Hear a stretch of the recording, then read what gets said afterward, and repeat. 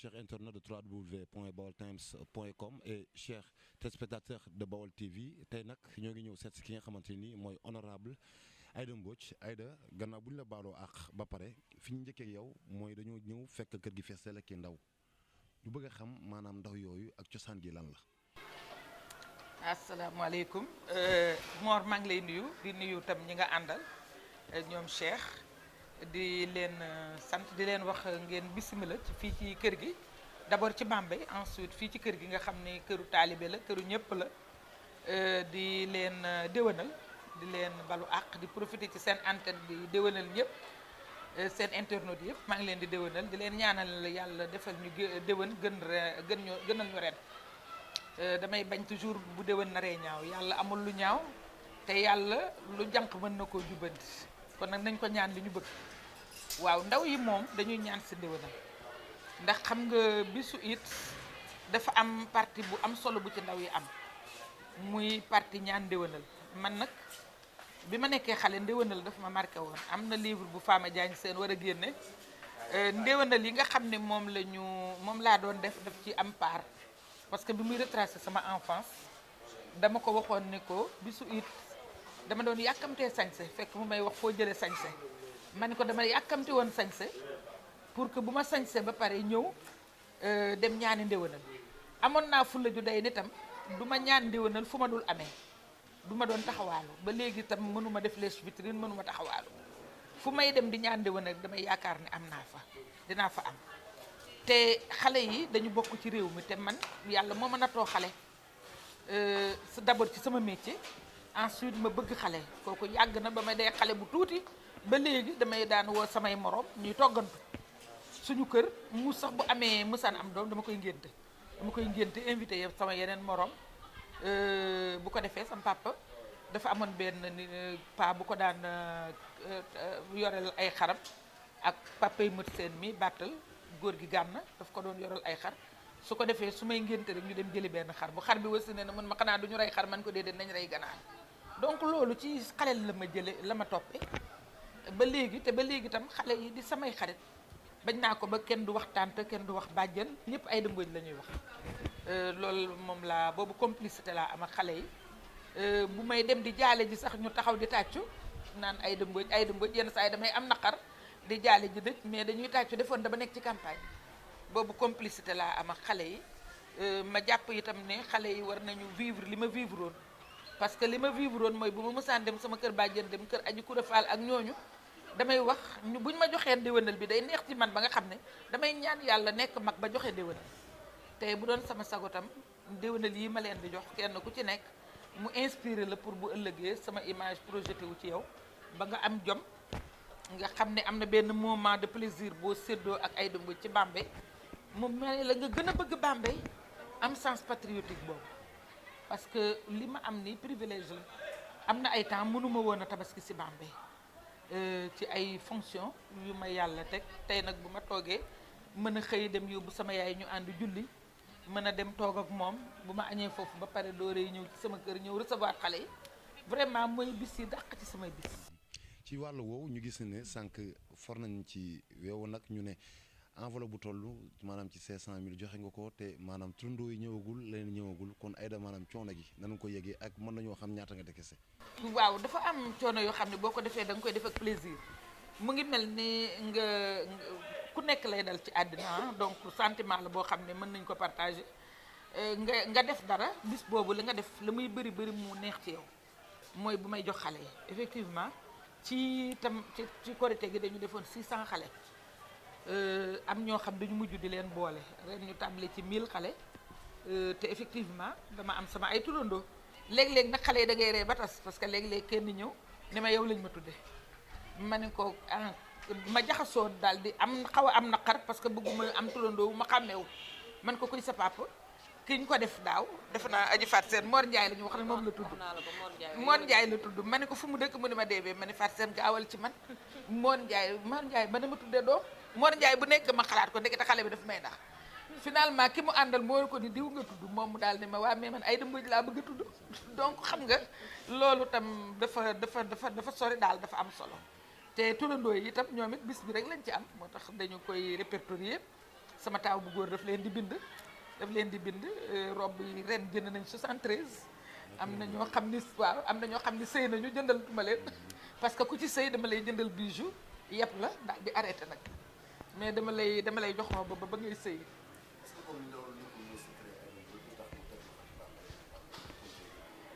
waaw xam nga Bambey moom dëkk boo gis dafa am wàlliyaan am autochtone am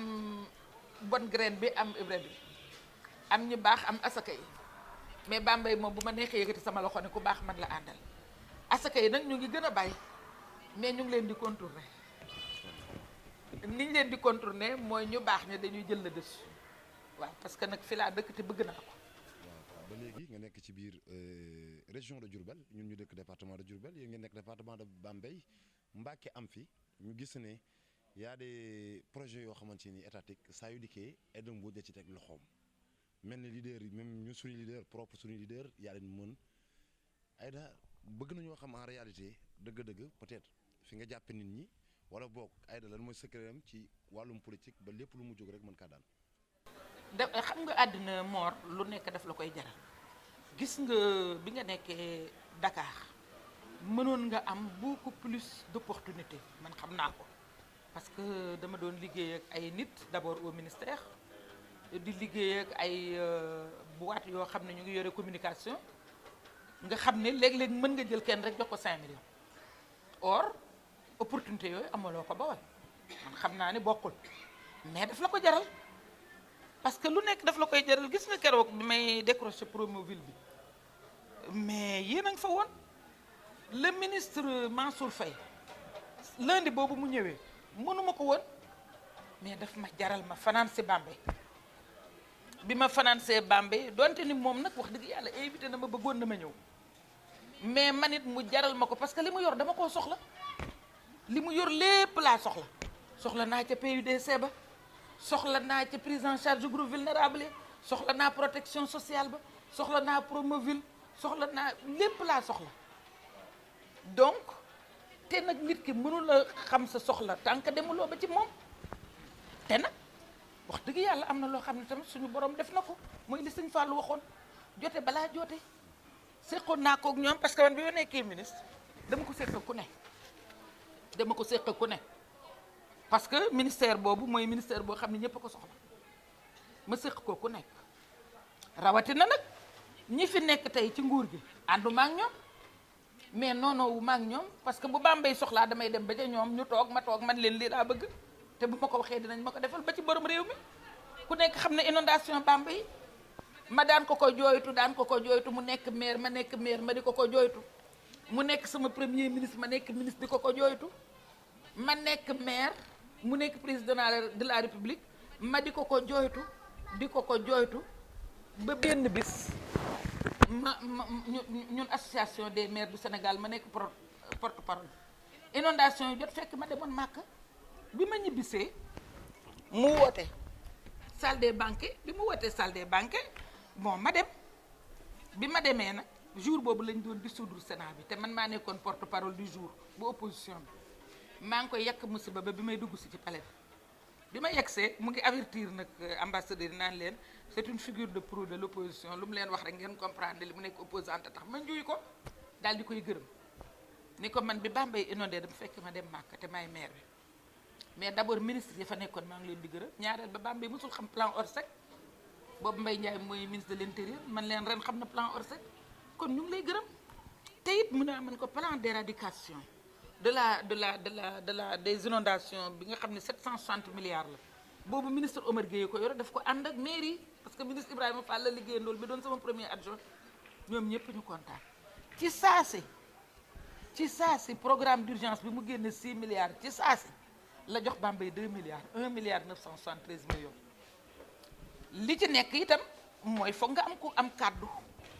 koo xam ne bu waxee dinañ ko dégg ndax man bu may wax affaire Bambey jaral na ma xuloo jaral na ma xeex sama ndigg laay takk soo ma defalee ma gërëm la soo ma defal ma wax la li nga xam ne moom la sama am doon dunde ca guerre man bi ma ñëwee Promoville Bambey amul woon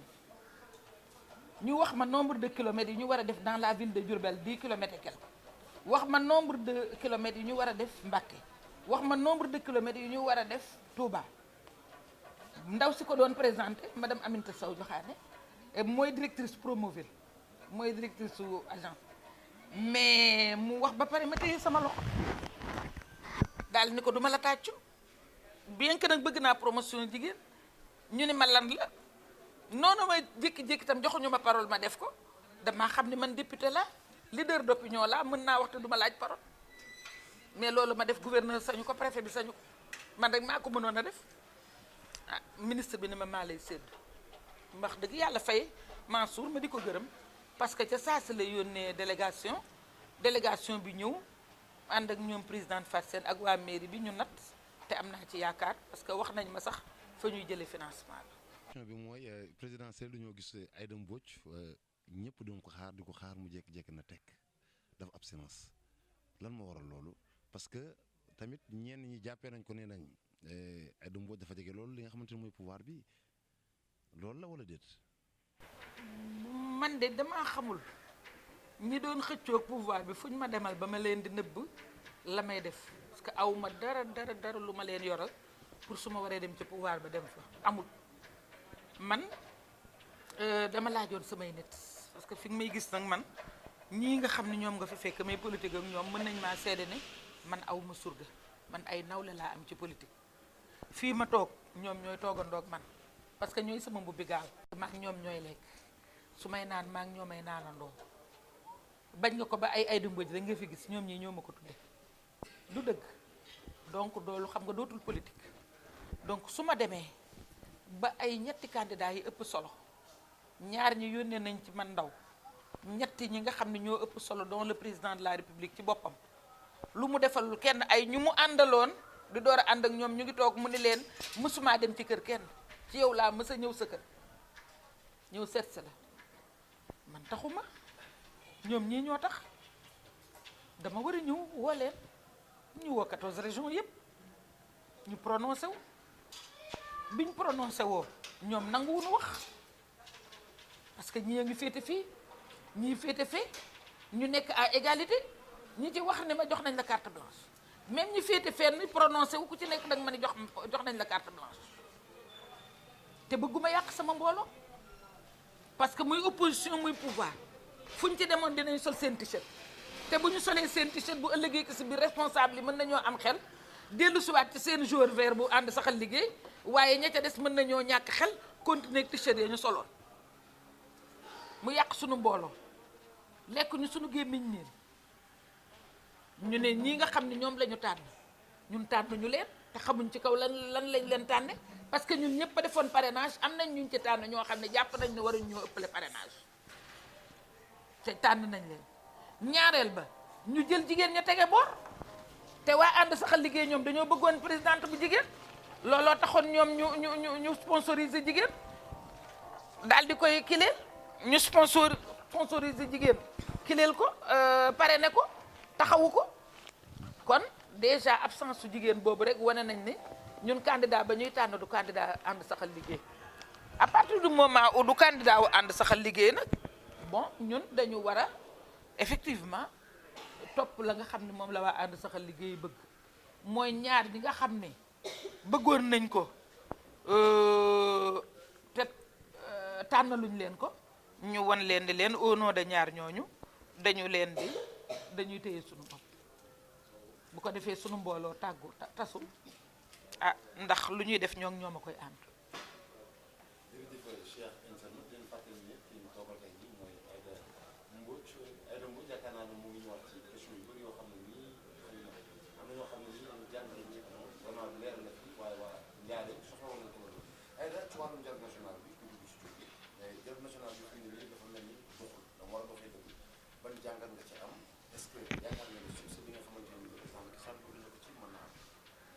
lan tax moo tax nga ne doxul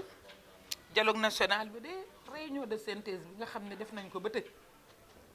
bis ni ki démb la pare woon muy mardi dernier te tabaski gee tax ñu suspendre lan la ñu laajoon muy commission politique bi te dialogue national dafa bari ay commission sociale bu nga xam ne syndicat yi yëpp a ngi ci commission politique bi moom la ñu def commission politique bi ñëpp a ngi ci biir koo yaakaar ne nekku ci nag mu ngi ci ñëpp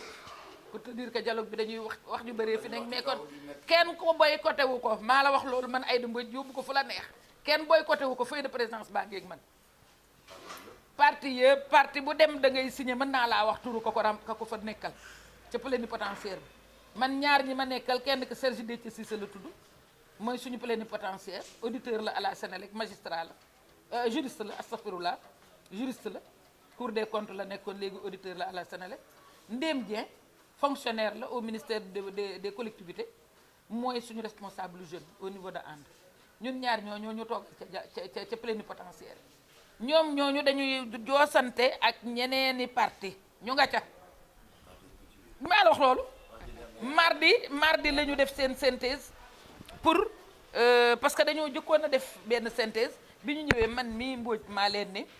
bala ñoo commencé waat auditu fichier il faut que ñu am terme de référence yoo xam ne ñoo koy tànnal suñu bopp allemand yi ñëw nañ fi seet fichier yi mais terme de référence yu baax lañ leen joxul loolu tax mënuñu woon a identifier fichier boo xam ne am nañu ci nekk te amuñu carte donc nañu wut ñun suñuy terme de référence valideel ko suñu bopp jox leen ko bu ko defee ñu jox ko ki koy auditer ci loolu la ñu toll ak tànn ki ñuy auditer est-ce que auditeur externe lay doon wala auditeur interne ci waa réew mi mais terme de référence yi nga xam ne ci lay sukkandiku pour auditer fichier bi ñun ñoo ko valider mardi léegi dañ koy jox président dialogue bi Famara Ibrahima Sagna jaarale ko ci général Niang pour que Famara mën a woo yeneen commission yi woote comité de pilotage bi moom Famara moo ko jiite jàpp naa ni man mii ca laa bokk ci 7 yi nga xam ne moom la opposition bi joxe pouvoir bi joxe na 7 non inscrit yi joxe 7 ci loolu de lañ nekk taxawul.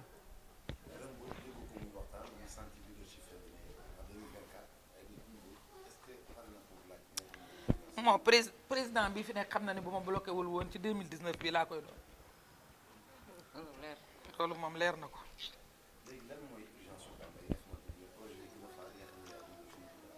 Tout est urgent à Bambey déjà Bambey xam nga cuvette la defoon nañ benn plan bu baax ba def ci station de pompage mais inondation yaa ngi dellu si waat fii mu nekk songu nañ véritablement voirie dëkk bi te voirie boobu dafa ànd ak assainissement wu dëkk bi mais dafa ànd aussi ak def ci ay tali yu baax parce que dafa jot ndax Bambey fi mu nekk plaque tournante la te li ko def plaque tournante mooy ak axe yi nga xam ne ñaari agglomération yi nga xam ne Bambey nekk ci digg bi muy Dakar après Dakar deuxième agglomération bi mooy Touba fi mu nekk liyewu nañu bi ñuy wax Ila Touba dama ne leen mënuma ko contre parce que même du point de vue de la décentralisation man experte laa ci te loolu rek dafa relier ñaari agglomération yi mag ci Sénégal rek loola ñu nekk ci diggante bi yëpp dañuy am ci dividende yi dañ koy am te Bambey ci loolu la toll am ci dividende Ila Touba yi am ci dividende proximité mag Fatick am ci dividende ëllëg war a xeex pour Bambey Baba Garage mekke ñu defar ko wëlbatiku ñu defar Bambey gaawaan ceytu ba universitaire du monde yi nga xam ne bëgg nañ def Cheikh Anta Diop musée fii ci ceytu ñu def seen musée bi tali bi dong ko tee wax naa ko nguur gi nee naa leen bu ngeen xamoon da ngeen defar Cheikh Anta université jaay ko ci àddina si jaayu leen ko sax xam-xamama ko jaay mais nag mu ne ma ne ko ngeen bañ koo defal tani loolu dara jar ko parce que ay ambassadeur dafa am ambassadeur mën naa du nekk ambassadeur mën naa dee nekk ambassadeur Cheikh Anta ambassadeur u Sénégal la kon defar dëkkam bi wutal ko tali bu baax universitaires yi ñëw fi def fi musée œuvre Cheikh Anta yeeg ñi mel ni ñoom ak lépp ñu def ko loolu wàññiwul dara ñoom kii Obengal loolu lañ ma wax te Bambey ville universitaire la am na ñetti université France sax day jafe nga gis fa ñetti université ndax xam nga ni université Alioune Diop bokkul ak ISFAR bokkul ak université Cheikh Ahmadou Bamba bi sëñ Maam Moor def ci programme boo xam ne tey boo amee bac arabe mën ngaa nekk ingénieur mën ngaa nekk lépp mu nekk université technique maa la wax loolu la ñu gëm deuxième lycée bi ñu ngi ci pour ñu kii ko pour ñu ubbi ko moom kay fan yi ministre bi lu mu gis muy ñuul rek man la maa la wax loolu man la loolu mooy sama problème xam nga loolu nga ma doon laaj léegi man daf may jaral ma dem toog wax ak ñoom waaw xëy na nag am na ñu mu ko jarul mais man dana ma ko jaral d'ailleurs bi ma nekkee maire li taxoon ma génn ci maire bi loolu boobu coono laa amoon.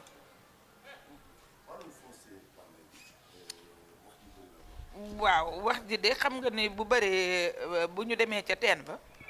ña fay xuloo mooy ñu amul baax foncier bi daal lu yomb la Bambey moom li ma la ko wax léegi ne la jël na son envol moo ci nekk te yàgg na nee naa leen yàgg naa jël envolam depuis 1912 ba tubaab yi indee Xaadim Rasuul Sëñ Tuubaa mu baax moom taamuwuñu benn dëkk lu dul ne Bambey lañ koy def résidence surveillée yéen waa Diourbel yéen a am chance bi ñu ne dañ koy def résidence surveillée ñoom tubaab yi li ñu bind ci archive yi mooy dafa nekkoon à 6 kilomètres de fi ay lieutenant nekk te ñooñu dañuy drainer des mondes fous muy sëñ Babacar Ndiaye Thiargane sëñ Mor Mané Mbaye ak sëñ Aline Diouf Lambaye papa yi sëñ Thierno Diouf Lambaye ñooñu foofa moo taxoon ñu ne duñ ko bàyyi alum jullikaay fii ci Est Bambey ñu ni kon nañ ko gën a soreel waxuñu woon fan la far na ngeen dal ci kër gu mag waaw léegi Serigne Touba jëkkul woon na dëkk kër gu mag de xam nga fu mu dëkkoon diggante agriculture ak inspection foofu la dëkkoon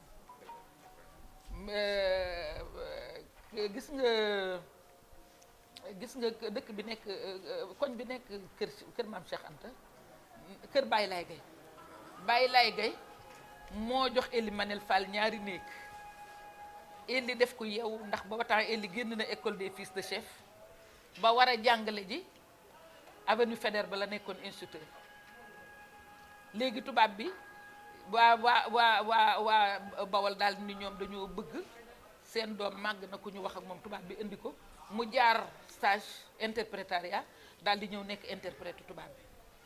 mais bi mu ñëwee nag nekk entre deux feux diggante sëñ Touba ak xam nga ko yàlla nar a dimbale rek jubóog sëriñ bi lool nag mais mu doxal diplomatie bu mat sëkk ndax yaram ak tegginam ak judd bi mu judd ak instruction bi mu recevoir au niveau de l'école des fils de chef de Saint-Louis dimbale ko 1912 boobu bi sëriñ Touba jógee foofu li daal gannaaw gi la wut këram kër ga nag moom da koy jënd kër gu mag mu dooree jënd kër gu mag këram door faa dem loolu yëpp pour éviter tubaab bi rek parce que bëggul daraam xoolal année boobu Bambey nekk na commune mais reconnaître guñ ko woon tubaab bi reconnaître guñ ko woon 1922 la ko reconnaître comme commune booba soxlawul woon quartier yu bëri Escale rek doyoon na ko waaw ku yokk cere doo yokk ñeex bu population yi dolloo duñu yokk espace bi ñuy yokk espace bi di yokk espace bi ba ci 4 quartiers bi ma nekkee maire gouvernement bi may ma 10 quartiers man maa installé les 10 présidents les 10 délégués de quartier 2003 ñu def plan d'urbanisme boobu mu ci moo loolu lañ sukkandiku bi ma ko ñaanee président Wade de décret pour mën a lotir fi Bambey yam daf ma boole ministre bi ni ma doo technicien du ma technicien ñu yebal technicien yi suñu agent voyé mooy kii Mayim Ndiaye ku dëkk Diourbel xam na ko moo toppoon ci gannaaw Omer bi Omer nekkee chef de service régional Omer Seck Mayim Ndiaye doon adjoint tey mooy chef de service régional bu Dakar moo doon sama agent voyé ma boole ko Mansour Ndiaye ak le ministre Ibrahima Fall ñu dem bi ñu demee liggéey ak ñoom Alassane Beng directeur des collectivités ñu d'accord ba defar décret ñu di décret baaxul léegi nag li tax nag coow li ña amul baaga ko indi mooy ña amul décret amuñu dara daal dee ne ñu uyee xaritu Macky Sall lañu te yambaree nam ñu yambare ba góorgóorlu wuñu wuti wuñu décret wuti wuñu këyit ñëw rek ñun ñi am seen décret ñu ne dañ koy ne foqet nangu parce que ñoom ñooy xaritu Macky comme def nañ ko ak la commune de Thiakhar mu marché ñu ne dañ koy def bii yoon or président toog nañu mu ne ma dëgg la opposition nga nekk mais sama xarit la liñ la doon def yëpp yëguma ko kon duma leen reeteen dama leen di reeteen ñoo indi coow li ci teen bi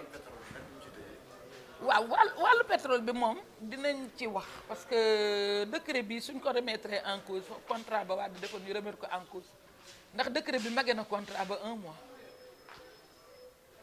mais man mënuma koo wax comme que contrat bi ñun bi ñu fa nekkee lañ ko dugal moo tax mënuma ci wax waaye nag bu ñu remettre en cause décret bi remettre en cause contrat xam nga ndax dégg nga non lu bay leeral amul décret bi ñu ngi ko signé décret bi ñu ngi ko signé le 16 décembre contrat bi ñu ngi ko signé le 17 janvier bu jiitu décembre du moo jiitu alors kon kay bu ñu bëggee remettre en cause décret bi dañ remettre en cause contrat bi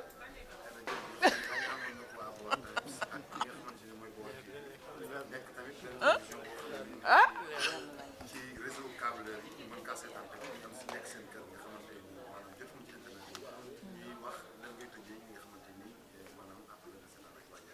xanaa di la gërëm di la encourager di la wax ni lii nga def jafe na mais bawal bool la c'est-à-dire c'est un esprit bawal bool mooy esprit d'entreprise mooy nga gëm sa bopp mooy nga wóolu sa bopp làqu ci gannaaw Xaadimu Rasuul wóolu yàlla bu ko defee loo jublu yàlla taxaw la ci te jubal nag jubal la ñun politiciens yi ñu dëng lañu te ñun ngeen di faral di liggéeyal ñu mën a jariñoo suñu alal lañ mais bu leen ñu topp nekk leen à équidistance des chapelles politiques bu ko defee rek Sénégal jëm kanam ñun heure boo ñu soxlaa na nga ñëw waa kay moo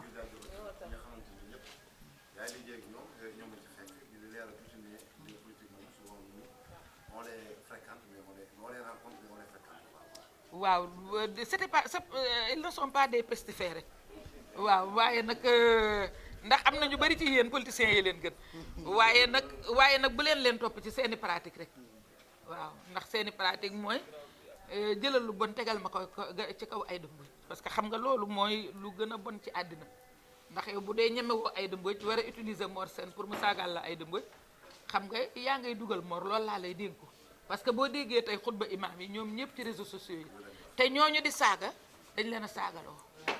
kiy saagaloo lâche la ki ñuy saagaloo yambar la parce que man dama xamul sama moroomu góor naka la ma mën a ñëw donte ni jox na ma xaalis dama saagaloo nit koo xam ne moom ñemewu koo saaga waaw di la instrumentaliser loolu rek laa lay dégg ko